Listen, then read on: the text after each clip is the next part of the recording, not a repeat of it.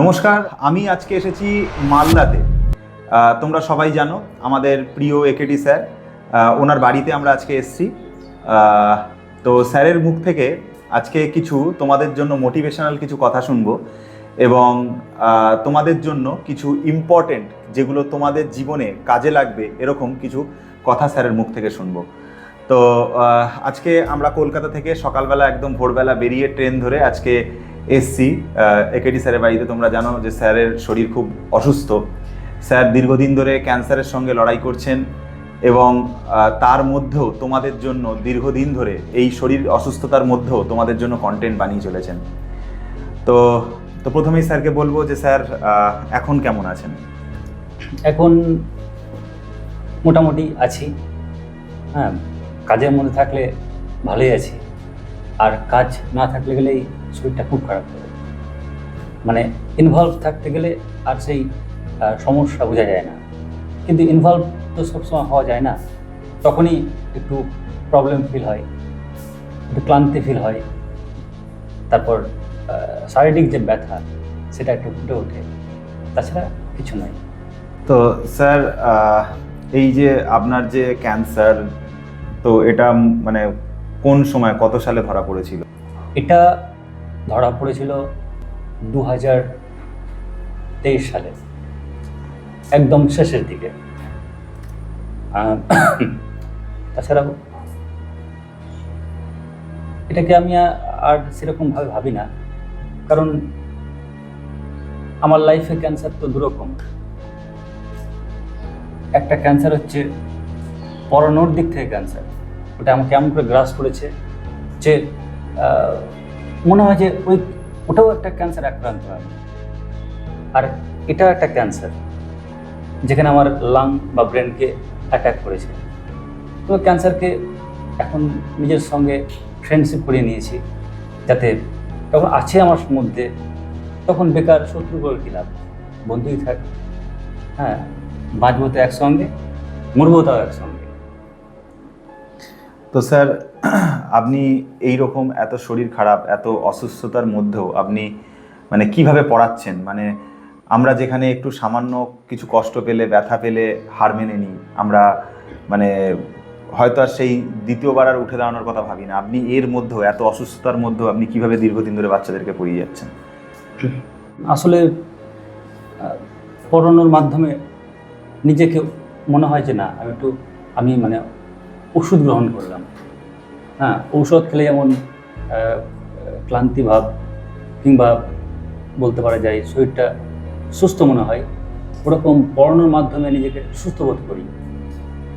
ফলে আমার মেডিসিনের পাশাপাশি কিন্তু এটা একটা আমার সবচেয়ে বড় মেডিসিন, একটা পড়ানোটা, এটাকে বাদ দিই না। আর দ্বিতীয়ত হচ্ছে যে অনেক জিনিস আছে বা থাকে যেটা হয়তো পরিশ্রম করতে করতে করতে করতে একটা অভিজ্ঞতার সঞ্চয় হয়। আমরা তো টিচার, কি আছে বলুন আমাদের কাছে? কিচ্ছু নেই। আমাদের মূলধনই হচ্ছে, মূল সম্পদই হচ্ছে শিক্ষা, আর এটার জাস্ট প্রসার। ফলে এটা নিয়েই বেঁচে আছি, এটাকেই স্টুডেন্টের মাঝখানে আনার চেষ্টা করি বা দেওয়ার চেষ্টা করি। এটা সবার জন্য একটা মোটিভেশন যে এত শরীর খারাপ, এত অসুস্থতা, যেখানে আমাদের সামান্য একটুখানি কেটে গেলেও আমরা সেটার জন্য কত কষ্ট, কত ব্যথা অনুভব করি। হয়তো দুদিন 4 দিন আমরা কাজ বন্ধ করে বসে থাকি, সেখানে স্যার এই অসুস্থতা, ক্যান্সার, শরীর খারাপ, তার মধ্যেও তোমাদের জন্য লড়াই করছে, তোমাদের জন্য কাজ করে যাচ্ছে, তোমাদের জন্য, তোমরা যাতে আরও ভবিষ্যতে আরও উন্নতি লাভ করতে পারো, তোমরা যাতে জীবনে কিছু করতে পারো, সেই জন্য স্যার পরিশ্রম করে যাচ্ছে। স্যার, এখন তো সেমিস্টার সিস্টেম হয়ে গেছে, তো 11-12 যে সমস্ত ছাত্রছাত্রীরা এই মুমেন্টে পড়াশোনা করছে সেমিস্টার সিস্টেমের মধ্যে, তাদের জন্য আপনি কি বলতে চান? কিভাবে পড়া উচিত তাদের? প্রথম কথা, স্টুডেন্টের মধ্যে একটা মনোভাব থাকে যে একে টপকাবো, একে টপকে যাব, বা বাড়িতে মা বাবা কী বলবে না বলবে, আমাকে বেশি পেতে হবে, এ পেতে হবে, সে পেতে হবে। এর ফলে কিন্তু চাপটা বেড়ে যায়। তাই সবসময় একটাই বক্তব্য, নিজেকে কোনো দিন প্রুফ করতে যাবে না, নিজেকে কখনো প্রুফ করতে যাবে না, বরং নিজেকে ইমপ্রুভ করার চেষ্টা করো, বারবার প্র্যাকটিস করো। যত প্র্যাকটিস করবে দেখবে আমাদের মধ্যে কিন্তু কনফিডেন্স লেভেলটা অনেক বেড়ে যাবে। যেহেতু এক্সাম আর বেশি দিন নেই, তাই এই সময়টাতে তোমরা যে সমস্ত স্যার ম্যামদের কাছে পড়াশোনা করো, ওনাদের কথা, ওনাদের প্ল্যানিং মেনে চলো। কোন টেকনিকে, কোন প্ল্যানিংয়ে কী ধরনের প্রশ্ন আসতে পারে তার একটা রেখাচিত্র স্যার ম্যামদের কাছ থেকে জেনে নাও, আর সেগুলোকে প্র্যাকটিস করো।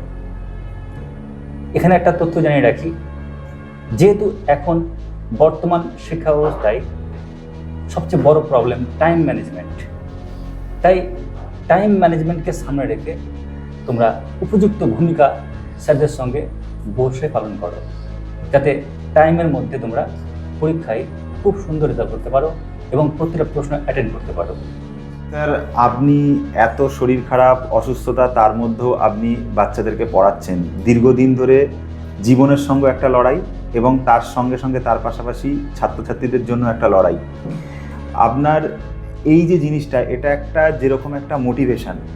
আমরাও বাচ্চাদের জন্য, যে সমস্ত বাচ্চারা আজকের পড়ে গেছে, যে সমস্ত বাচ্চারা ভাবছে তাদের দ্বারা আর কিছু হবে না, তারা হয়তো আর ফিরে ঘুরে দাঁড়াতে পারবে না, কাম ব্যাক করার আর হয়তো জায়গা নেই, যাদের মানে সায়েন্স তো নিয়ে নিয়েছে 11-এ বা 12-এ, হয়তো 11 থেকে কোনোভাবে পাসও করে গেছে, কিন্তু সেরকমভাবে পড়া হয়তো হয়ে উঠতে পারিনি, অনেক ব্যাকলগ জমে গেছে, পড়া অনেক তাদের জমে গেছে, তারা পড়া ক্লিয়ার করতে পারছে না। তো এই কথাটাকে মাথায় রেখে আমরা একটা ইউটিউবে এখন একটা সিরিজ চালাচ্ছি, নাম হচ্ছে ব্যাকলগ ম্যারাথন 2.0। কারণ আগের বছর আমরা প্রথম সিজন চালিয়েছিলাম, এবছর 2.0, এবং এই সিজনটা আমরা টোটালি আপনাকে ডেডিকেট করেছি। এবং শুধু আপনাকে নয়, আপনার মতন যে সকল মানে মানুষরা রয়েছেন, যে সমস্ত যারা দীর্ঘদিন লড়াই করে চলেছে, যে সমস্ত বাচ্চারা, অনেক রোগগ্রস্ত বাচ্চাও আছে, আমরা তাদেরকে পুরো ম্যারাথনটাকে ডেডিকেট করেছি, সবার জন্য এটা। এবং আরও এবং সেই বাচ্চাদের জন্য যারা এই মানে ভেবে নিয়েছে আর হয়তো তারা ফিরতে পারবে না, হয়তো সায়েন্স নিয়ে হয়তো তারা আর ঘুরে দাঁড়াতে পারবে না, তাদেরকে ডেডিকেট করে। তো এই ব্যাকলগ ম্যারাথন 2.0 সম্পর্কে আপনিও আগের বছর একটা ক্লাস করিয়েছিলেন আমাদের, তো ব্যাকলগ ম্যারাথন 2.0 নিয়ে আপনি কি বলতে চান? প্রথমে স্টুডেন্টসকে বলি যে এই মুহূর্তটা কিন্তু প্রায় পরীক্ষার জাস্ট কাছাকাছি মুহূর্ত প্রায়, কারণ হাত বেশি টাইম নেই। তবে একটা জিনিস ভাববে যে কেউ যদি ভাবো স্যার আমার পিঠ পুরো কিন্তু ঠেকে গেছে দেওয়ালে, স্যার কী করবো? দেখো সমস্যা কি জানো, তুমি তো আবার ঘুরে দাঁড়াও, তারা দেখবে সামনে দেওয়াল, এগোতে পারবে না তো। ফলে এই সময় সবচেয়ে বুদ্ধিমানের কাজ হচ্ছে তোমার শিক্ষাগুরু, ওনাদের পরামর্শ, ওনাদের বর্তমান টাইমের ক্লাস।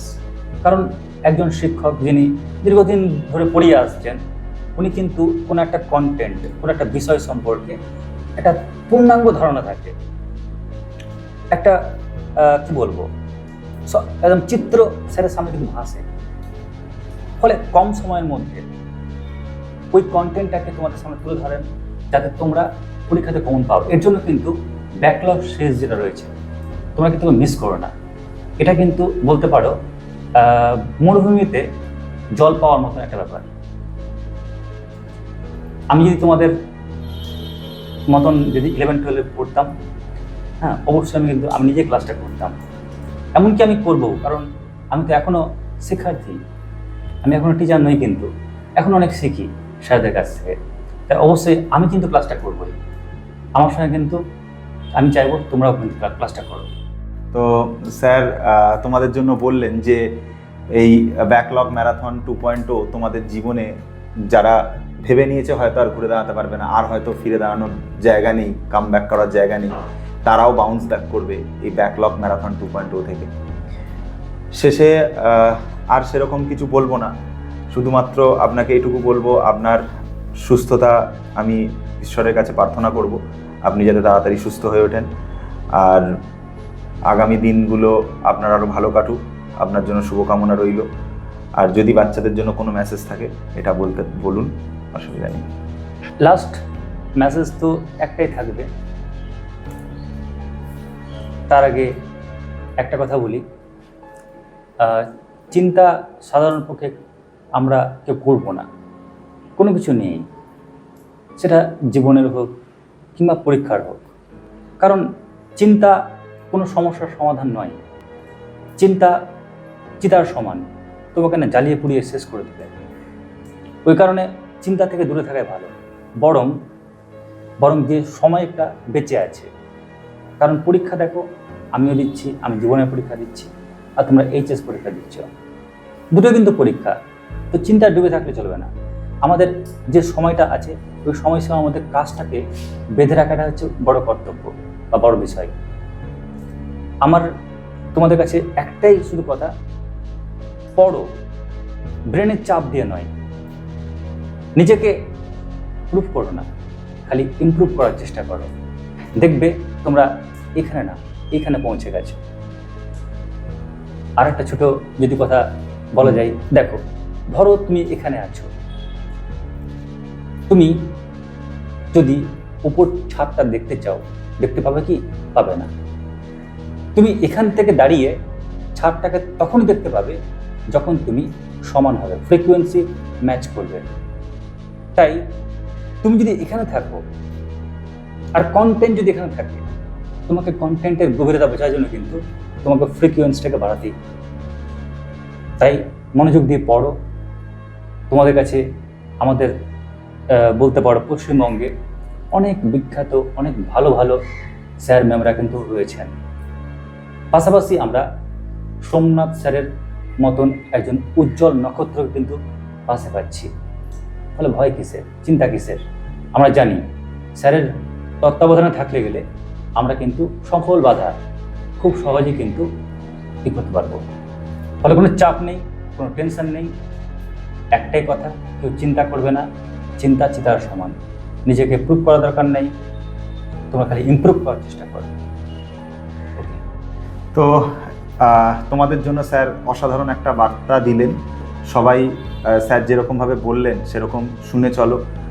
আর স্যারের জন্য সবাই ভগবানের কাছে প্রার্থনা করো যাতে স্যার খুব তাড়াতাড়ি সুস্থ হয়ে ওঠেন।